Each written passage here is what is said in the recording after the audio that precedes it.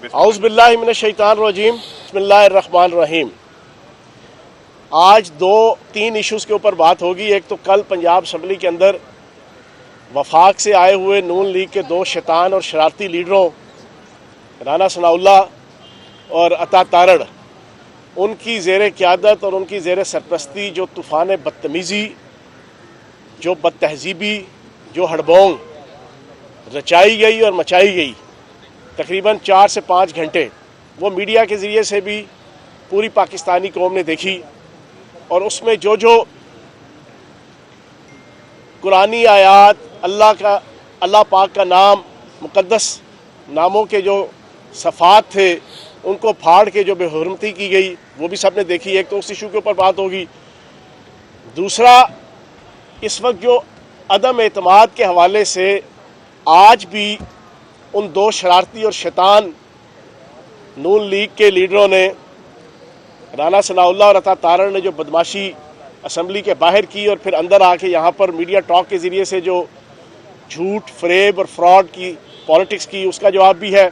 और तीसरा, election commission ने जो आज इमरान खान साहब के वारंट गिरफ्तारी काबिल ज़मानत जारी की है, उसके हवाले से कुछ बात करूँगा।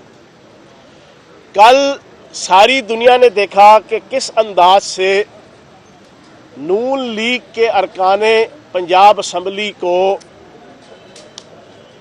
दो शरारती शैतान, नाअहल, नकम्मे और नखट्टू नून लीगी वुज़रा ने अपनी उंगली पे नचाया और अपने हक में शेर आया के नारे लगवाकर और पूरे 5 घंटे असम्बली की कार्रवाई, उसमें बदमाशी भी की, गुंडागर्दी भी की, तूफ़ान बदतमीज़ी भी मचाया, मुक़द्दस नामों के सफ़ात को फाड़ के बेहुरमती भी की गई। लेकिन एंड में फिर जलील होकर मूँछों वाला बांदर और 16वें ग्रेड की लूमड़ी का लक़ब लेके जाए वो यहाँ से रुसवा हो के वो यहाँ से निकले। और मुतालबा क्या था कि एतमाद का वोट लो। आज पूरी कौम के सामने एक दफ़ा फिर, हज़ारों दफ़ा हमारी तरफ से, पीटीआई की तरफ से ये चीज़ क्लियर हो चुकी है कि लीगल पोजीशन इस वक्त इस पूरे इशू की क्या है। इस पूरे इशू की लीगल पोजीशन ये है कि लाहौर हाई कोर्ट में केस चल रहा है जिसकी कल पेशी है। ये इसकी लीगल पोजीशन है। इसकी लीगल पोजीशन ये है कि लाहौर हाई कोर्ट के बेंच ने 11 तारीख तक गवर्नर के हुक्म को नल एंड वाइट करार दिया, चौधरी परवेज लाई साहब से एक कमिटमेंट ली और 11 तारीख तक की स्टे देकर जो है वो 11 तारीख की पेशी अनाउंस की हुई है। डिटेल से आके अपना अपना पॉइंट ऑफ व्यू, अपना अपना मौक़िफ़ जो है वो बयान करें। मौक़िफ़ क्या है? हमारा मौक़िफ़ ये है कि जब दो असम्बली के इजलास चल रहे हैं, 41वां और 42वां, गवर्नर जो है एतमाद के वोट के लिए 43वां तीसरा इजलास नहीं बुला सकता। हमारा मौक़िफ़ ये है कि गवर्नर ने जब भी वज़ीर आला को एतमाद के वोट के लिए कहना है तो उसने स्पेशल इजलास समन करना है। हमारा मौक़िफ़ ये है कि जब भी वज़ीर आला को एतमाद का वोट कहना है गवर्नर ने, तो उसने वज़ीर आला ऑफिस को एड्रेस करना है, उसने स्पीकर के ऑफिस को एड्रेस नहीं करना। हमारा ये 3 मौक़िफ़ है। उन 3 मौक़िफ़ को देखते हुए स्पीकर असम्बली ने, जो स्पीकर के ऑफिस को जो है वो गवर्नर का लेटर आया, वज़ीर आला को नहीं आया, वज़ीर आला को नहीं कहा गया उसके ऑफिस को या उसको डायरेक्ट, ये स्पीकर को कहा गया। तो स्पीकर ने Punjab assembly rules and procedures 1997 के मुताबिक, जिसमें एक शिक है कि अगर कोई मामला एम्बिगुअस हो, सस्पिशियस हो, उसमें क्लैरिटी ना हो, तो स्पीकर को इख्तियार हासिल है कि उसकी रूलिंग हरफ आखिर तस्वर की जाएगी। अब स्पीकर ने यह देखा कि गवर्नर एतमाद के वोट के लिए वजीर आला को कह रहा है, लेटर जो है वो स्पीकर को लिख रहा है और स्पीकर के ऑफिस को एड्रेस कर रहा है। कानून में पहले और रवायत में पहले जो है वो पाकिस्तान की और पंजाब की हिस्ट्री में कोई ऐसी चीज़ मौजूद नहीं थी, कोई एग्जाम्पल, कोई नज़ीर। तो इस एम्बिग्वियस सूरत हाल को देख के स्पीकर असेंबली सप्तान खान साहब ने उसके ऊपर रूलिंग दे दी और उसको रिजेक्ट कर दिया। अब ये कानूनी पोजीशन है।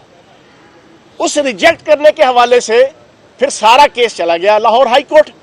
लाहौर हाई कोर्ट के अंदर अब ये प्रिजुडिस है ये केस। मैं हैरान हूं वजीर ला कानूनियत के ऊपर, उस राना सनाउल्लाह के ऊपर, जिसने पता नहीं LLB की डिग्री भी जो है वो बैक बेंचेस में बैठ के, या शायद कोई जाली डिग्री इसके हाथ में है LLB की, कानून इसने कोई पढ़ा नहीं है। कत्लो गारतगरी करना इसका शौक है, गुंडागर्दी करना इसका शौक है, कब्जे कराना इसका शौक है, किराए के कातलों को पालना इसका शौक है। और दूसरा वो छोटू स्पार्कल जो है, वो छोटू तारण, अता तारण, मैं हैरान हूं। ठीक है यार, दादा अबू आपके जस्टिस थे, लेकिन दादा अबू ने कानून के अंदर कानून को जो है वो गंदा करने और बिगाड़ने की जो है वो रवायात जो कायम की थी, आज उनका पोता भी उसी काम पे लगा हुआ है। और भाई अदालत ने 11 तारीख को फैसला करना है कि स्पीकर की रूलिंग दुरुस्त थी या गवर्नर का इकदाम दुरुस्त था। उससे पहले ना आप कुछ कर सकते हैं कानूनी तौर पे, ना हम कुछ कर सकते हैं। तो आपने असेंबली के अंदर ये सारी गुंडागर्दी और ये बदमाशी कल की और आज भी जो आपका करने का प्रोग्राम है, वो आप किसके इशारे पे कर रहे हैं? वो कौन सी जमहूरियत का जनाब आप खिदमत कर रहे हैं? हम तो तैयार हैं। लाहौर हाई कोर्ट अगर फैसला करेगी हमारे खिलाफ, तो हमारे पास अगला मरहला सुप्रीम कोर्ट है। सुप्रीम कोर्ट भी अगर हमारे खिलाफ फैसला दे देती है तो ठीक है, वेल एंड गुड। जो अदालतों के फैसले चाहे हमें मंजूर नहीं है, चाहे हमें पसंद नहीं है, हम एक कानून पसंद शहरी की हैसियत से उसको एक्सेप्ट कर लेंगे। सुप्रीम कोर्ट भी अगर फैसला देगी, सुप्रीम कोर्ट का भी हम पूरा प्रोसेस जनाब कंप्लीट करने के बाद, single bench, double bench, full bench, जो पूरा प्रोसेस होता है।